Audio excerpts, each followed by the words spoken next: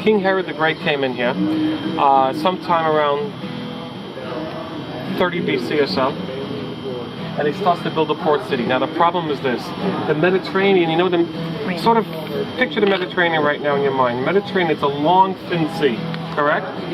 It's long and thin. Watch, see my two fingers? Look, see this? All right. This whole section here is Southern Europe, right? This whole section here is Northern Africa. We're at the basin right here. It's crescent, where the sea comes into, okay? Over here, at this end, there's an entrance.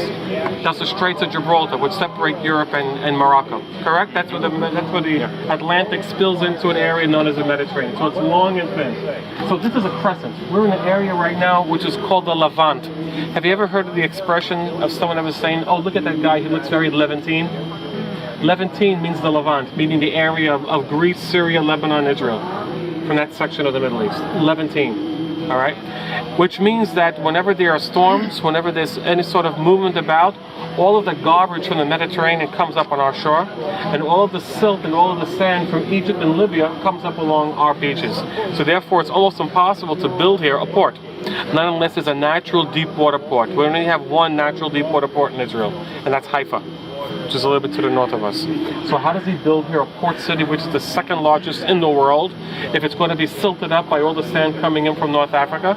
Here is how he goes about and tries to conquer nature, and he doesn't. Look. Here's the beach. This is just a regular beachfront, which means that as you walk into the water, you're gradually going into deeper and deeper water. It's not a drop like a natural port. What does he do? He builds breakers. Now watch my fingers. Everyone sees this? Make believe my two thumbs is the beach, right? Or the port area, and he builds breakers like this. You see that? This one big breaker here preventing all the silt and sand coming in from North Africa. And here's the entrance into the port area. See that? Like that. But how does he do that? He goes out about a quarter of a mile in the sea. He has large barges with boulders on top of them. He takes them out to sea and he sinks them one on top of each other, making a foundation on the floor bed of the sea. All right? Then he has his carpenters make long tubes which look like chimneys out of wood, hollowed in the center, squared off, and they take them out, and the divers place them down on the bottom on the floor bed with the stones, which are now a foundation. They fill it up with a cement.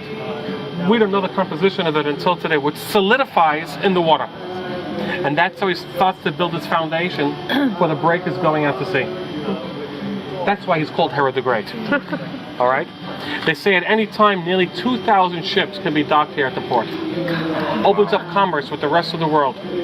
This became the center of the games, if you would, of all the Romans in the region. Like, let's say that you're the Roman Judean governor, your seat was here in Caesarea after the time of King Herod the Great. When this became a Roman province, this was the seat of Rome in Judea, not Jerusalem, here.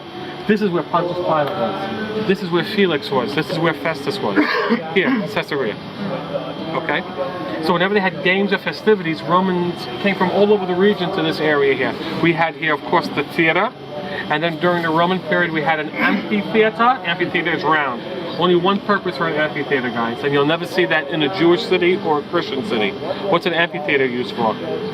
Gladiatorial fights. Okay, that only happens in the second half of the 2nd century, during the time of Marcus Aurelius. You guys saw the movie Gladiator? Historically factual. Okay? Greatest movie ever made. I'm telling you the truth. Truthfully. Historically factual. Okay. So that's basically what Caesarea was about. Also, there was a hippodrome. Hippodrome was oval in shape like this. What was a hippodrome used for? What's the name hippo in Greek? Horse. Horse racing, chariot racing. Do you remember the story of Ben-Hur? Where does the chariot race take place? Hippodrome. Where? Rome. Caesarea. Oh, really? Yes. Took place here. All right. But those places are not here now? The hippodrome has been uncovered. You'll see at least the shape of it. We're going to walk through it in a little while. Okay, but later on, when this became the Roman period, the Romans sort of cut it down in shape and turned it into a amphitheater. All right, so let's talk a little bit about Herod's city. Okay, 1st century AD, this is a Jewish city called Caesarea, named after Augustus Caesar. This is the place in the year 66 where the spontaneous revolt against Rome begins. The Great Roman Revolt begins here at Caesarea in the year 66. There was a mixed community here. You had here Pagans, meaning Romans and Greeks, Jews, and Samaritans.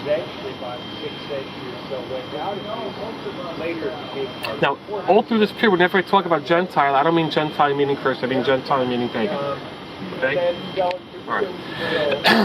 In the year 70 AD, that's the end of Jewish rule in the Holy Land.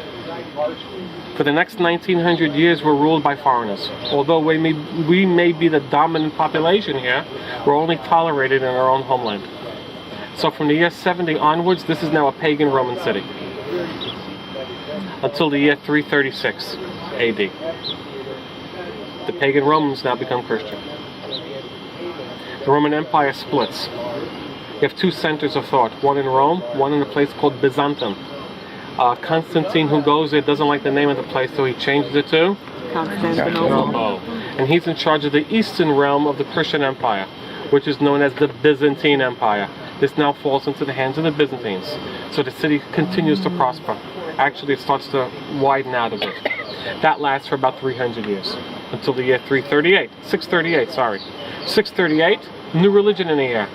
The Arabs come sweeping out of the Arabian Peninsula. They come here as conquerors and they stay. Arab period. The city just lays in waste for 400 years. Nothing here. 1095. The Holy See in the West, meaning the Pope, has declared that he wants to take back the Holy Land from the infidels, meaning the Muslims, who have been devastating the land, destroying churches and kidnapping and enslaving Christian pilgrims coming to the Holy Land. So the Crusades begin in 1095. According to tradition, more tradition in fact, they say that Genoese Crusaders arrive here from Italy, and they find here the Holy Grail, the cup or the chalice used in the Last Supper. It's more fiction than fact. But they come here and they establish themselves along the coastline. This becomes a very important entryway for Christian pilgrims now coming to the Holy Land during the Crusades. By the time the Crusaders arrive here, the ancient port of King Herod the Great has already disappeared. It's been silted up, unusable. So they take a lot of the building material that's been left around by the Romans and by the Greeks and by King Herod the Great. They take all these pillars and they throw them to the sea, and they make their own warfare area. And they build a fortified city around the ruins of what was once here before. We will see that later on. They stay here for about 100 years. The last person to build a fortress here was a gentleman by the name of Louis VIII, French. They are later conquered by the Muslims at the end of the 13th century. And then for the next 600 years, the city of Caesarea lays in waste. Nothing happens here. Actually, no one ever comes to live here again, except during the end of the last century. History repeats itself. Guys, what's been going on the last 15 years in the former Yugoslavia? Ethnic fighting, correct?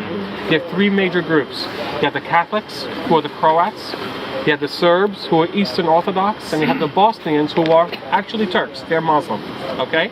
The same thing that happened in the last 15 years was happening 100 years ago, in 1890.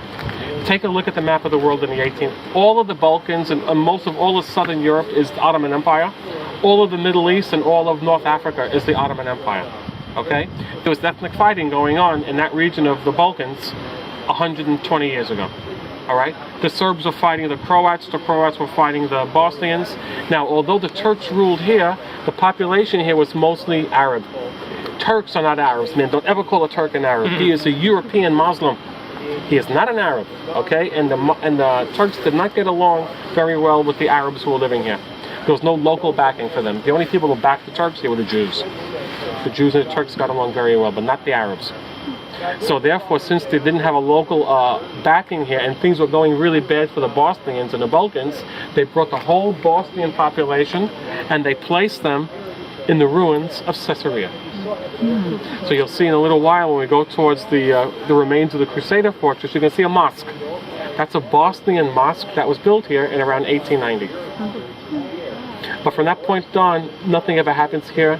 Only in the 1950s, 1960s, they start to excavate the site, and their excavations are still going on today. This is a usable theater today. This theater is still being used. But within the last 3 or 4 years, they've widened the digs here to make it twice as large as it was before. We've uncovered part of the palace area. Whenever King Herod was here, he did have a palace. Later on, that was used by the Roman Judean governors. Real important, something that happened here. You know, when we open up Scripture, especially New Testament, there's a question mark. Every scholar, every theologian, everyone who has any sort of brain thinks that the most important way for him to become important in life is to make fun of or discredit the Bible. People have been trying to do it for years. If you can discredit the Bible, it makes you very important in the scholarly world. And the thing that they've always been trying to discredit has always been New Testament. Not Old Testament, but New Testament. Because in Old Testament, you have more sites there than you do. Because in New Testament, the only sites that you really have is a physical area with a church standing on it. Okay, and it's always a question mark about where that was. Whereas in Old Testament, we see physical ruins there, then you know that's a real site. So therefore, they've always been knocking New Testament, especially all the characters and personalities who are mentioned. For instance, there's a question mark whether or not there really was a Jesus Christ. There's a question mark whether there really was a Pontius Pilate until 1962. Italian archaeologists are working here, and they find a commemorative plaque with the name on it of Tiberium, who was Tiberius Caesar during the time of Jesus. And then it says underneath it, the Roman Judean governor Pontius Pilatus, Pontius Pilate.